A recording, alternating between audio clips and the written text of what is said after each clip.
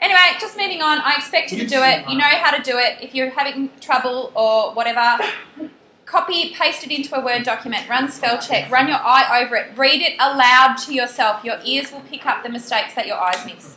Structure. Having said that, I will occasionally put typos in my comments. Now, yes, lots of them. Also, yeah, I know, I'm terrible. I write so fast late at night without my glasses. Now, also, expression and language use, if you make 1 or 2 typos, I'm not going to be horrible to you, okay? I just want to look for evidence that you have proofread and that you do care. Structure. To get the high marks, use paragraphs appropriately, including introduction and conclusion paragraphs, which means in your introduction, introduce your topic. In your conclusion, don't introduce any new information. Structure the rest of it into paragraphs and you'll get full marks for that.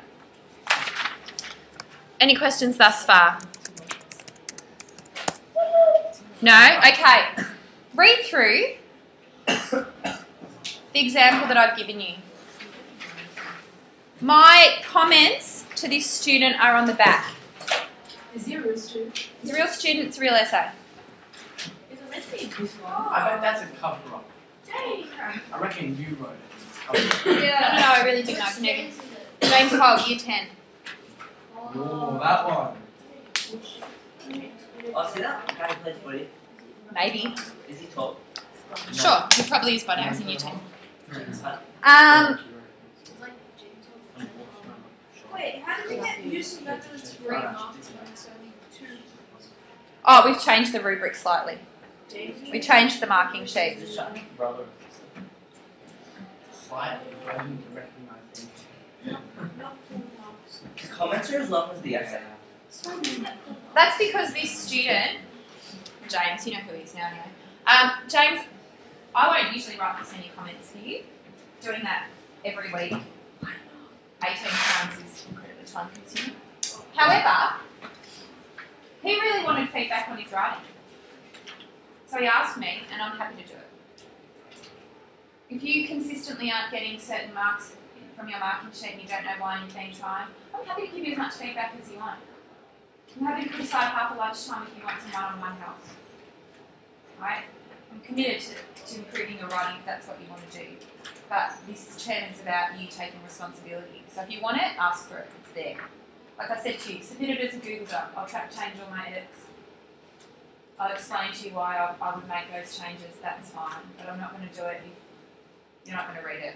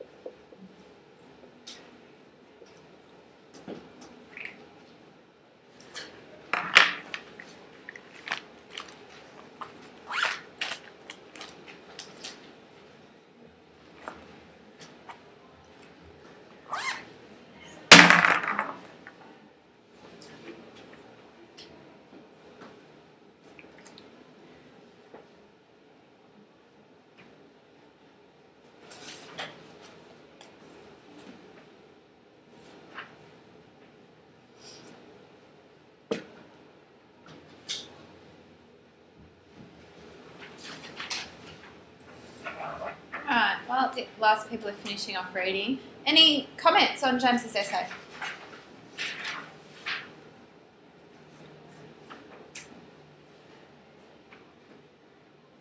Yeah, Maya. Well, I think that the fact that he, in the paragraph where he talks about the multiple intelligences test, the fact that he actually put the link to the YouTube video right there, I thought was helpful because it really showed that he'd done the research and he cared about what he was saying, and also when he was talking about communism and how, you know, it seems like a fantastic idea, but not really. So you think that was positive? Yep. I expect you, if you do seek out sources for your information, to acknowledge them. I can't give you acknowledgement for extra research if I can't say that you've done it. Also, if you come across something really interesting, I want to see it. So I'm happy for you to do it in text or at the end. I don't mind. I don't have a preference. That was your question. Yeah. As long as you're consistent. What else? Any other feedback? I'm surprised you guys aren't tearing this apart. Go on, some more. I noticed many punctuations. Yeah. Yep. Yes. Like, for example, near the YouTube link, it says, from the information I gathered through YouTube and Wikipedia, there's no full stop It's a big comma. Yeah, full stop. Full stop. Communism is capital C. Yeah, It's so it's probably a intended. typo. No, I think that he's just confused how to use proper nouns, actually. Yeah. And the way he uses so to begin a paragraph, you don't really use so in essays. Okay. Good. Good to pick up on those. Yes, Andre. I felt that the sentences were really long. I agree. And like there was good use of commas, but almost like too much. Yes. And I also thought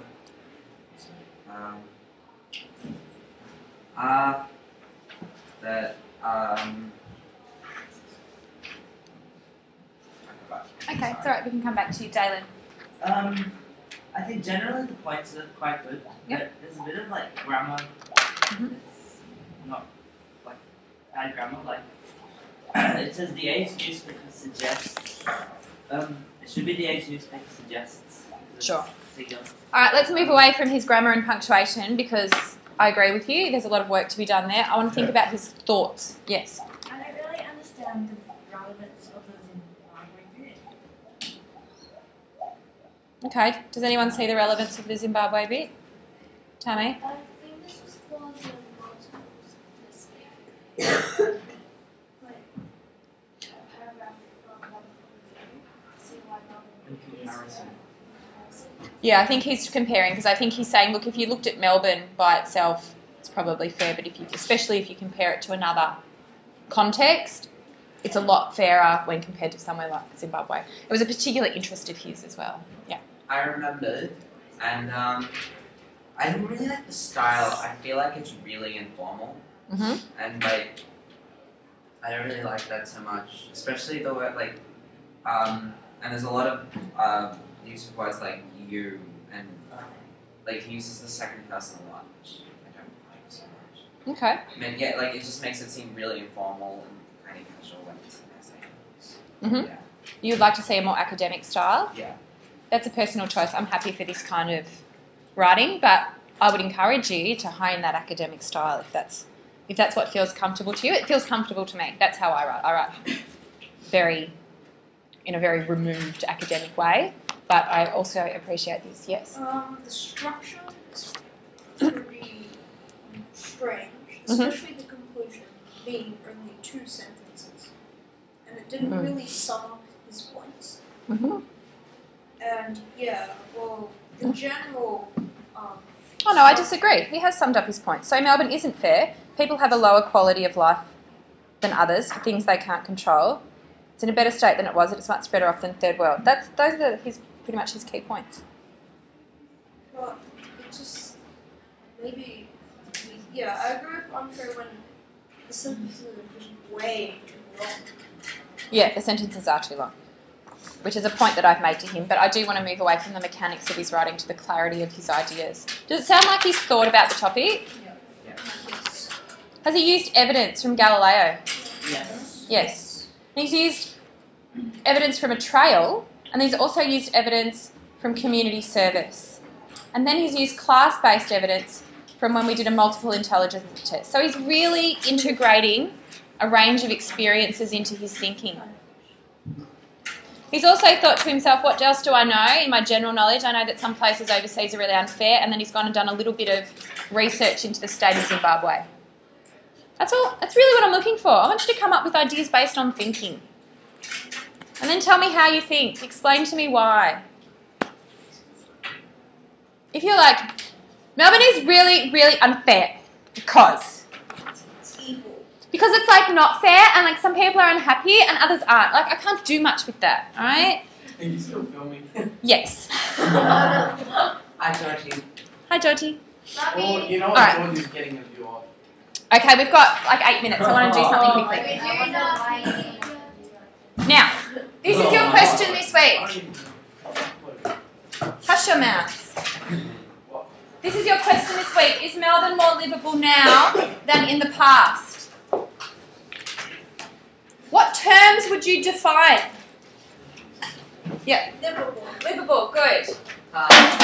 What else? Melbourne. No, you don't need to define it. Pass, good.